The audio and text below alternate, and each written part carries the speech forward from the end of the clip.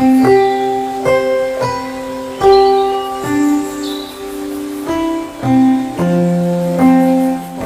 है घबराहट। घबराहट एक बहुत छोटी सी दिक्कत है और बहुत बड़ी भी है।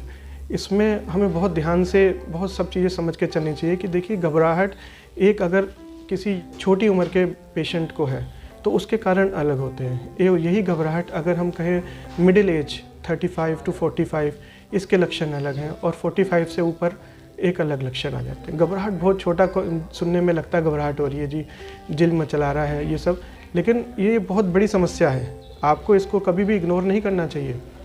इसके अंदर देखिए, सबसे पहले तो घबराहट अगर किसी को होती है तो उसके लक्षण क्या क्या होते हैं। अगर हम बात करें कि बड़े बुज़ुर्गों में, तो सबसे पहले घबराहट मतलब दिल का तेज़ धड़कना, पैल्पिटेशंस बोलते हैं इसको।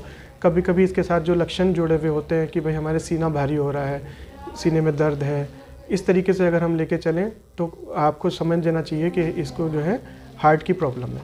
हार्ट की प्रॉब्लम के लिए कभी भी आपको इसे इग्नोर नहीं करना चाहिए। तुरंत अपने निजी हॉस्पिटल, कोई आसपास के हॉस्पिटल में जाके ECG कराएं और अपने डॉक्टर से मिलिए कि भाई इनको कोई हार्ट की बीमारी तो एकदम से नहीं पैदा हो गई। क्योंकि कभी कभी हम इस टाइम छोड़ देते हैं कि भाई एसिडिटी है, हल्का सा जी मचला रहा है, ठीक है, आपने एक पेंडोसिड DSR, कोई भी एसिडिटी की गोली या सिरप डाइजीन आपने दे दिया कि उस टाइम तो लगता है ठीक हो गया, लेकिन वो फिर 2 घंटे बाद शुरू हो जाता है। तो उस बीच में आपके वो 2 से 3 घंटे जो ख़राब होते हैं ना, वही नुकसान दे जाते हैं। उसके अंदर आपको सबसे पहले, आप अगर ऐसा कुछ हो रहा है, रात का टाइम है, सुबह का टाइम है, कि भाई आपके जो है बड़े बुज़ुर्ग हैं और वो पोटी करने गए हैं और एकदम से उन्हें घबराहट हो गई है, कुछ है, तो आप समझ लीजिए कि 100% इनको हार्ट की प्रॉब्लम है। आप तुरंत इनको लेके पहुँचे। कभी कभी ECG में भी चीज़ें नहीं आती हैं, उसके लिए आपको ऑब्जर्वेशन में मरीज़ को रखना भी पड़ता है, कुछ हार्ट की और जाँचें भी होती हैं। तो ये एक सिनारियो है कि हमें इसको कभी भी इग्नोर नहीं करना चाहिए। घबराहट बहुत बड़ा लक्षण होता है। दूसरी चीज़ ये है कि घबराहट शुगर के मरीजों को भी होती है। शुगर वाले मरीजों को कैसे घबराहट हो सकती है कि जैसे किसी पेशेंट को शुगर है और उसकी अगर शुगर हल्की सी कम हो गई है, लेस देन 60 पहुंच गई है, तो उसका दिल मचलाना शुरू हो जाता है, धड़कन बहुत तेज़ हो जाती है। उस बीच में हमें ऐसा लगता है कि जैसे कि सब कुछ डूब गया है, धड़कन तेज़ हो रही है, कुछ हो जाएगा। तो लेकिन आपको अगर लगता है तो सबसे पहले एक शुगर घर में आप रखिए, ग्लूकोमीटर, और शुगर चेक कीजिए उसकी। अगर शुगर उनकी जो है लेस देन 60 आ रही तो तुरंत चीनी का घोल मिला के एकदम पानी पिलाइए, जिससे कि उनकी शुगर ठीक हो। उसके बाद आप ले जाके अपने जो नज़दीकी अस्पताल है वहाँ पे डॉक्टर को दिखाइए और उनसे ECG या जो भी वो अपना प्रिस्क्रिप्शन आपको दें उसके हिसाब से उनका सही से ट्रीटमेंट कराइए। ये घबराहट ही सब कुछ है जो इंसान को नॉर्मली हम कहते हैं कि घबराहट है और हम सो गए, पता चला कि आपके जो सो गए हैं और वो सुबह उठा ही नहीं। तो इस चीज़ को कभी भी इग्नोर नहीं करना चाहिए। दूसरी घबराहट होती है हमारी, जैसे कि हमारे आजकल इतना स्ट्रेस है लाइफ के अंदर कि हम कह ही नहीं सकते कि घबराहट का कारण क्यों हो, कि अब छोटे बच्चों में भी हार्ट अटैक हमें मिलता है। लेकिन हम कह सकते हैं कि हो सकता है, पर लेकिन इसे इग्नोर हमें उनकी एज में भी नहीं करना चाहिए। लेकिन जो मेन सिम्टम्स उनका वो है स्ट्रेस, पढ़ाई का स्ट्रेस, आज ट्यूशन जाना है, फिर कोचिंग क्लास करनी है, फिर हमें जाके अपना खाना भी नहीं खाना, खाना स्किप कर देते हैं बच्चे।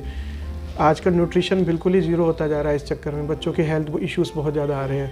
तो उनका सबसे बड़ा यही रीज़न है कि भाई आप जो है एक तो प्रॉपरली टाइम सोने का नहीं है, जागने का टाइम सही नहीं है, हर वक्त मोबाइल हाथ में रहता है, यूट्यूब, फेसबुक, सब लोग इसमें ही खोए रहते हैं। दूसरे उसमें खाने का आपकी कोई वही नहीं है कि पौष्टिक आहार आपको मिले ना मिले, आपको पिज़्ज़ा खाना है, आपने चाउमीन खानी है।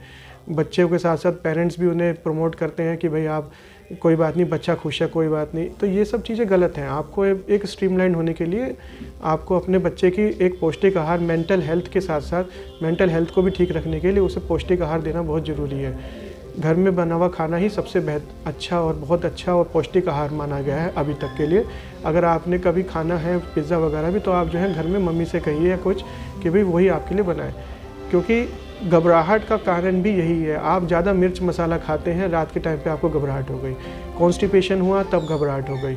घबराहट आपके अगर ज़रा सा स्ट्रेस हुआ, किसी टीचर ने आपको कुछ कह दिया, आपको एंग्जाइटी हुई, उसमें भी आपको घबराहट हो जाती है। एंग्जाइटी बहुत बड़ा एक फैक्टर बनता जा रहा है आज की डेट में, जो हमें डिप्रेशन की तरफ भी ले जाता है। बिहेवियर है, आजकल बहुत सारी साइकेट्रिक बीमारियां भी घबराहट को प्रदर्शन कर रही हैं, जो कि एक यंग एज में हम कहें तो 20-25 तक की एज में आ जाती हैं। अगर लेकिन यही चीज़ अगर 25 से अबव लेके चलें तो ये चीज़ को हम इग्नोर नहीं कर सकते हैं। हमें उसका प्रिलिमिनरी एग्जामिनेशन, स्क्रीनिंग टेस्ट वगैरह करने पड़ते हैं, जिसके अंदर की बहुत छोटी छोटी जाँचें होती हैं, जैसे कि RBS, ECG, थायराइड। ये सब चीज़ें हमें इग्नोर नहीं करनी चाहिए। उस एज में ही ये सब चीज़ें स्टार्ट हो जाती हैं।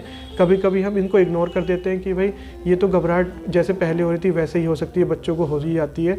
पर लेकिन अगर हम उस पॉइंट पे अगर हम इस चीज़ को कैच कर लें और अपने डॉक्टर को दिखा लें कि भाई ये घबराहट हमारी थायराइड की वजह से भी होती है, कभी कभी हमारी शुगर लेवल एकदम से बच्चों में बढ़ता है खान पीने की वजह से, या कभी कभी हेरिडिटरी फैक्टर्स भी होते हैं, तो वो शुगर को बढ़ा देते हैं, कम कर देते हैं, तो उसमें भी घबराहट हो जाती है।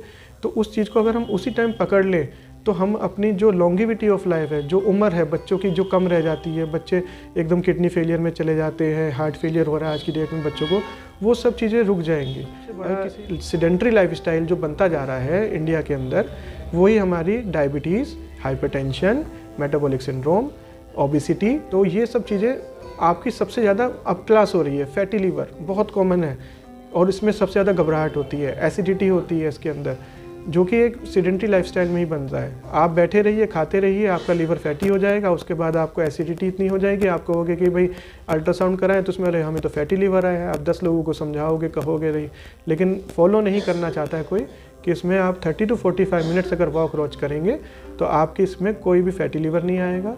अगर है तो वो ठीक हो जाएगा, रिवर्सिबल हो जाएगा। इसमें 10 जांचें कराने की ज़रूरत नहीं होती हैं। आपको अपना खाना नियंत्रण करना है, फैटी वाली चीज़ें छोड़नी है, मीट मसाला कम करना होता है, पनीर भी कम करना होता है, सब चीज़ें छोड़नी होती हैं। धीरे धीरे अपने डॉक्टर से एडवाइस लेके कोई जो भी आजकल की रिसेंट मेडिकेशंस हैं उस पर आपको बिलीव करके उन पर चलना पड़ेगा। जो भी आपके डॉक्टर हैं जो आपको प्रिस्क्राइब करें उनसे आप फॉलोअप में रहिए, उनसे बात करते रहिए। कभी भी घबराहट को आप ईज़िली मत लीजिए, ये कभी कभी जानलेवा भी होती है। और कभी भी इसे इतना भी इम्पोर्टेंस मत दीजिए कि आपका बच्चा अगर आपसे कहे कि कुएं में कूद जाओ तो आप कुएं में कूदने को तैयार हो जाओ, क्योंकि यही टाइम है उनको समझाने का, उनको ठीक करने का।